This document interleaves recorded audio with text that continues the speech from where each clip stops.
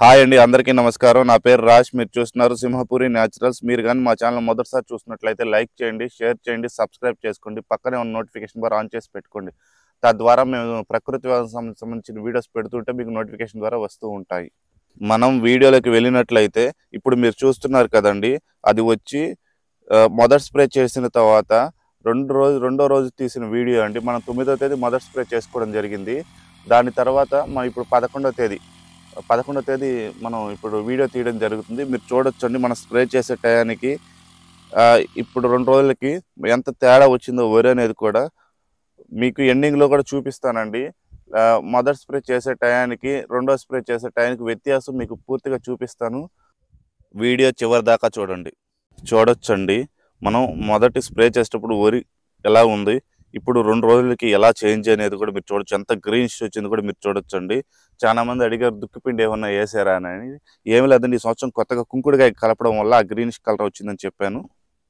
Second spray విషయానికి వచ్చినట్లయితే మనం సెకండ్ స్ప్రే చేయడానికి మనం ఏమేమి తీసుకుంటున్నామంటే సుమారు 2 కేజీల వడ్లు, 2 కేజీల గోధుమలు మొలక కట్టించి మిక్సీలో వేసుకొని పేస్ట్లా చేసుకోవడం జరిగిందండి. అది మీరు చూస్తున్నారు కదా డ్రమ్ములో. అది దాంతోపాటు ఒక అర కేజీ కుంకుడుకాయలు కూడా తీసుకోవడం జరిగిందండి.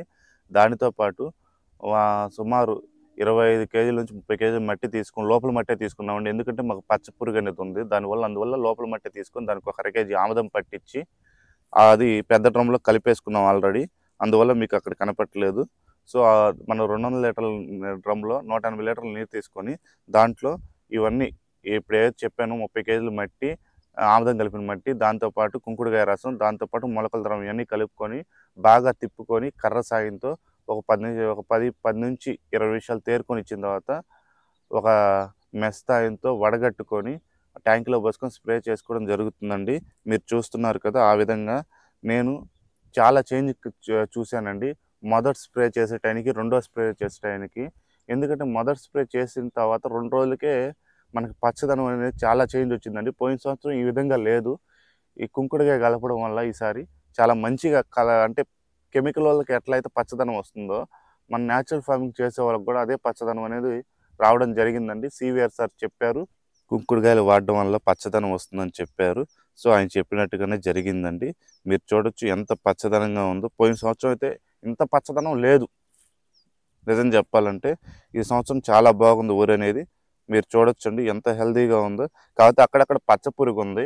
అందువల్ల మేము పై మట్టి అయితే తీసుకోవట్లేదు. సో పోయినసారి మొదటి స్ప్రే అప్పుడు పై మట్టి తీసుకున్నాం. ఈసారి పచ్చ పురుగు ఉండాలి, పై మట్టి తీసుకోలేదండి. సో ఆ పచ్చ పురుగు అనేది ఎలా చనిపోయాయి అనేది కూడా మీకు నెక్స్ట్ వీడియోలో చూపిస్తాము. సో అవి కూడా వీడియోస్ తీస్తున్నాయి. సో అవి మీకు నెక్స్ట్ వీడియోలో పోస్ట్ చేస్తామండి. వీడియో ఎవరైతే చూస్తున్నారో వాళ్ళకి ఒక విషయం చెప్పాలండి. మనం కెమికల్ వ్యవసాయంలో చేసినట్టుగా ఫాస్ట్గా చేసుకుంటూ పోతే కుదరదండి. నిదానంగా ప్రతి వరి కర్ర తడిసే విధంగా స్ప్రే చేసుకుంటూ వెళ్ళాలి. అప్పుడే మనకు రిజల్ట్ అనేది ఉంటుంది. సో మేము అలానే స్ప్రే చేసుకుంటున్నాం. మీరు చూడొచ్చండి. సో మీకు ఎండింగ్లో ఒక వీడియో చూపిస్తా అని చెప్పాను కదా, ఫస్ట్ స్ప్రే చేసేటప్పటికి రెండో స్ప్రే చేసేటప్పుడు వ్యత్యాసం మీకు అది ఎండింగ్లో చూపిస్తా అని చెప్పాను కదండి. సో అది మీరు ఇప్పుడు చూడొచ్చు. సో మొదటి స్ప్రే చేసింది 9/12/2024 అండి. రెండో స్ప్రే చేసింది 17/12/2024 అండి. దాని మధ్య గట్టిగా ఒక వారం 8 రోజులు తేడా ఉంటుంది అంతే. సో మీరు చూడొచ్చండి వ్యత్యాసం ఎలా ఉందో. సో మీకు కానీ ఈ వీడియో నచ్చినట్లయితే లైక్ చేయండి, షేర్ చేయండి, సబ్స్క్రైబ్ చేసుకోండి. Thank you.